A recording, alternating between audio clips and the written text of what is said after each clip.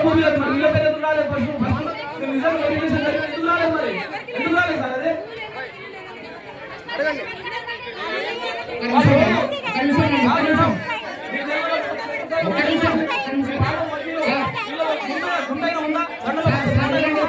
కూలి పని చేస్తాం బతున్నాను కూలి పని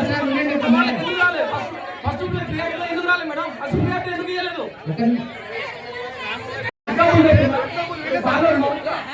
వీళ్ళని గుంట భూమి లేదు మరి వీళ్ళ పేరు ఎందుకు రాలేదు నిజంగా వెరిఫికేషన్ జరిగితే ఎందుకు రాలేదు మరి ఎందుకు రాలేదు సార్ అదే